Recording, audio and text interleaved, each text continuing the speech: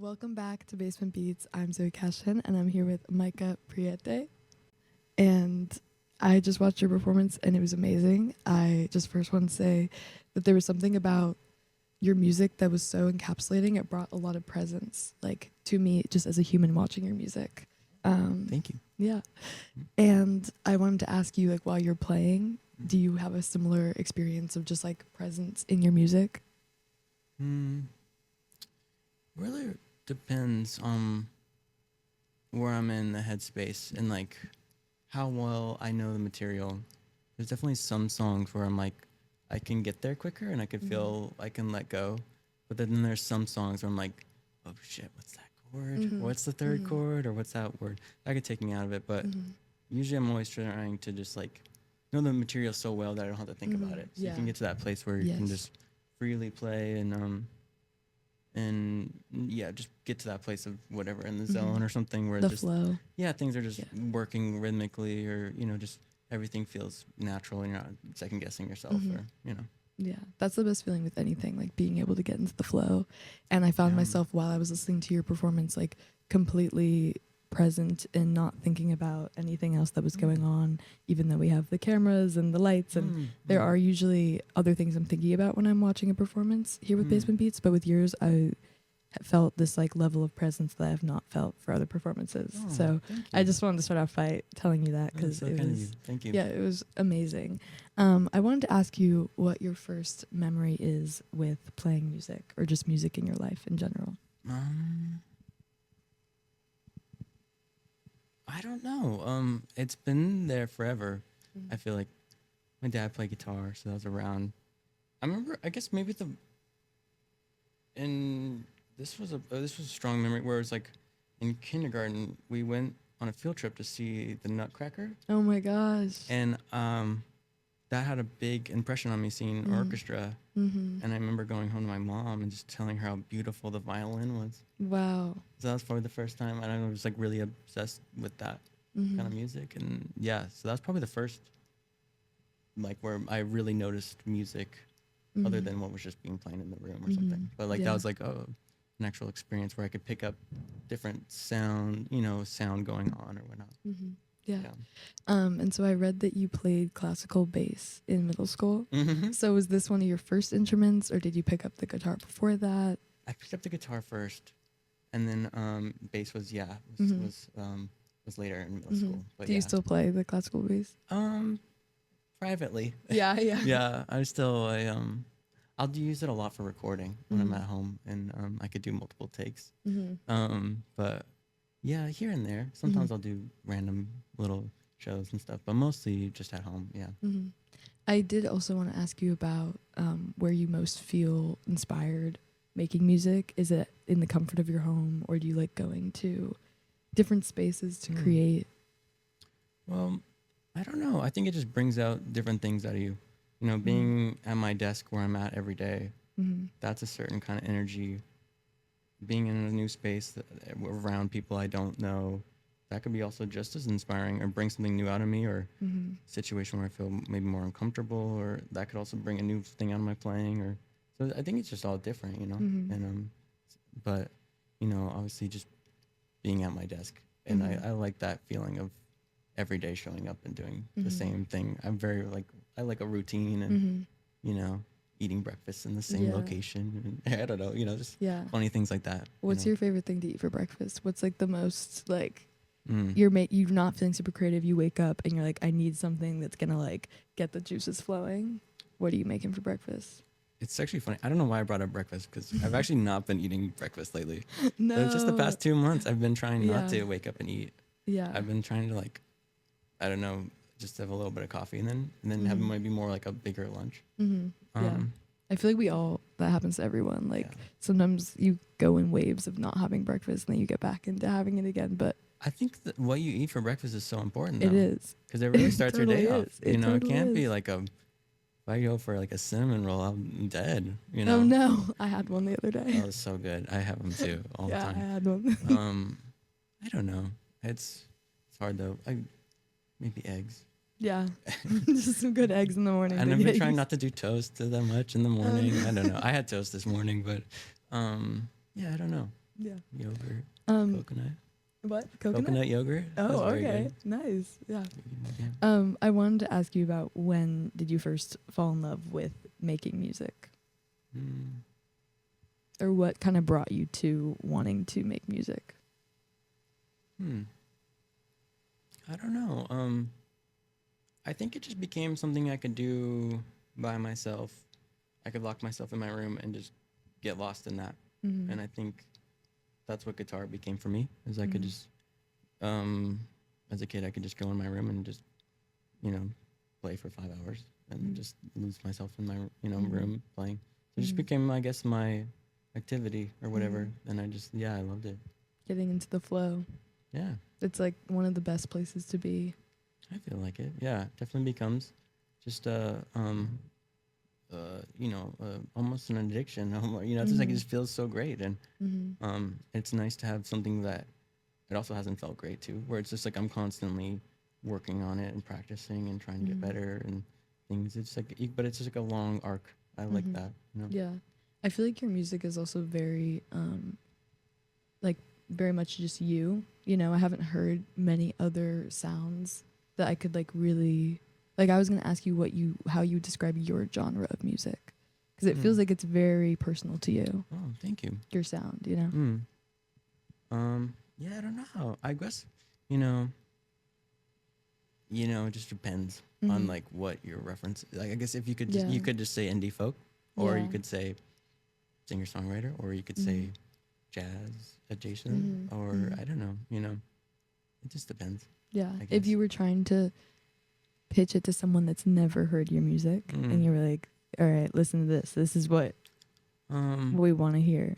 I would say it was like someone that like studied jazz, but then got off the course and tried to get into songwriting, and it's with acoustic guitar a lot. So I guess it's indie folks, because I don't know. Yeah, something like that maybe. Yeah. Elliott Smith or Daniel Rawson, Grizzly Bear, Chris Wiseman, people like that. Yeah. Yeah. Cool. People I grew up listening to. Cool. Would you say that there's anything unique about your process that you make music, or what's the most unique thing about your process? I don't know. I only know my own, but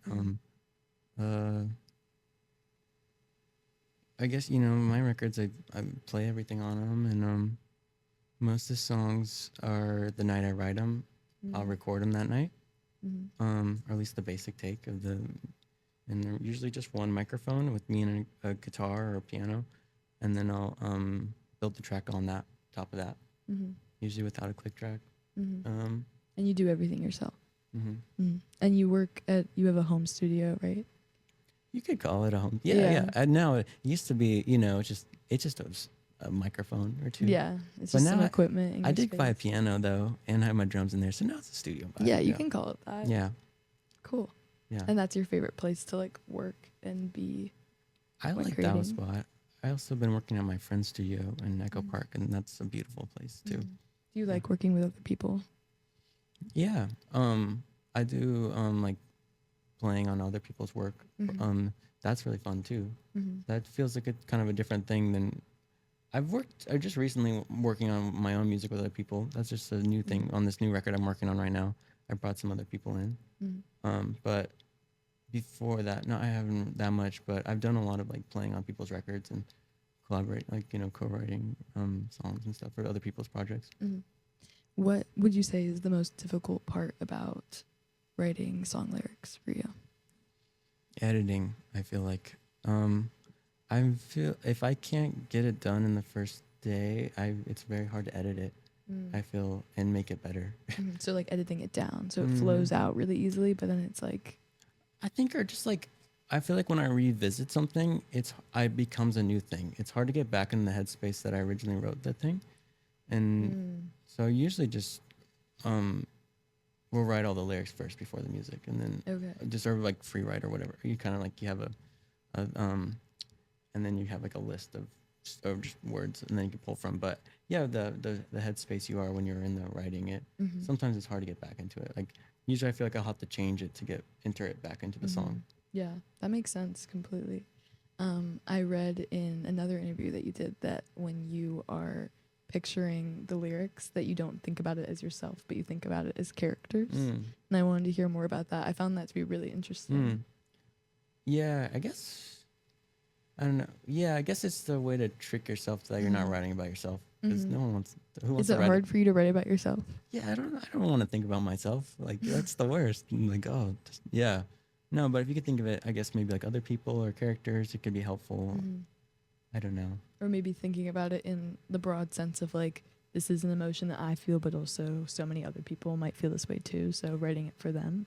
Is it a little bit of that? I think so. I do think it's dangerous when you start writing for other people, because like you can just start making a lot of safe choices. I feel, or at least I felt that.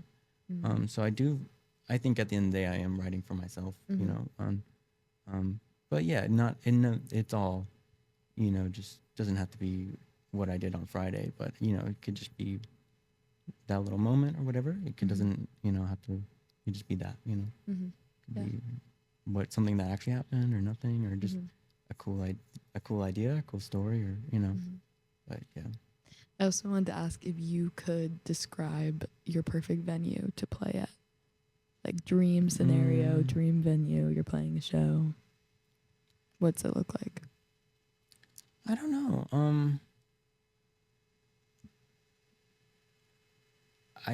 It's funny. I play differently in different venues. Like, like if people are listening, I'll play a different way, and if people aren't listening, I'll play a different way, and both can be good. You know, can be or not. It's not good or bad. Just different. But, yeah, I think if people are listening and like it, that's the best. You know, doesn't really just matter. like attention and presence. You know, I like when the room doesn't sound crazy or there's a weird hum or a piece of furniture that's rattling, or like a piece of the stage that's rattling. That's the worst. No. Or I played a gig once where there was a really squeaky door, and I was playing a solo set, so it would go like mid song. So I had to be like, I would have to time it while I had the pauses, and then I'm like, yeah, it was rough, but you know, it's cool. It's cool. I like the setup that you had here with the plants and the magical chair, the mystical chair that you were sitting in. Like it felt like a very like calming atmosphere, and so I was wondering if you like to have a calming kind of vibe or venue when you'd play. Yeah, I think it's cool. Sometimes it's fun when it's like crazy too vibes, you know. That could be fun too. I don't know. Yeah, it just depends, you know. But it's nice when people are listening and they like it. That's kind of the best. That's all you can ask for. I'm kind of stoked anywhere else, but yeah, I don't know. Do you have any other creative outlets other than songwriting and playing music? I like to draw a little bit, and I'll do animation stuff. Oh, cool. I'll do like little animation videos for my songs. Whoa, that's super cool. And I've done that for some other people too. I like doing that. I like skateboarding. Yeah, mostly art and stuff like that. Video when editing. You're writing music and playing music, do you see visuals in your head of the music that you're creating, and is that what kind of goes into the animation that you create later on, or the drawings? Actually, I have done that. I've done created like mood boards on Pinterest. I'm a big fan of Pinterest. I recently got into that. So I didn't have it for the longest time, and my friends were like, "What? You would love this. Like this is up your alley." So I got it. You could detail them. You know, I have them all. Yeah, I'm very like I love just any excuse to label something. It's great. Yeah, I like to. Sometimes I've even like created while I'm like working on a mix or something. I'll draw while I'm working on it, just as a way where I'm like still participating in what I'm working on, but in a different way. More as I'm not like just listening, but I'm actively doing something. I feel like that kind of helps me where I'm still in the creative process, but a little bit of distance. Yeah, I get that because I have ADHD, so I feel like sometimes for me to focus, it's best to have like multiple things almost going on at once. Yeah. And I think drawing and music and like art and music or visuals and sounds are such like a beautiful thing to mix together. So I'll definitely check out your animation after this. It sounds awesome. Yeah, thank you. Yeah. I also have one more fun question for you. If you could write a soundtrack for any movie, what would it be? Or are there any directors that you want to work with in any way? I'm just trying to get more into movies. I'm like not the biggest movie person, but a friend of mine was making fun of me that I don't know many movies, but I've been trying. But I grew up loving like animation. I was like gonna say maybe an animation yeah, movie. that all I love like Paranorman or Tim Burton, all that kind of stuff. But that would be cool to make a soundtrack for a Tim Burton movie. Yeah, that'd be cool. You know, I do love like Bernard Herrmann. It's one of my favorite composer. Like he did all the soundtracks for Hitchcock films. Yeah, stuff like that would be fun. Yeah. Yeah, all the movies John Bryan did, that'd be fun. Cool.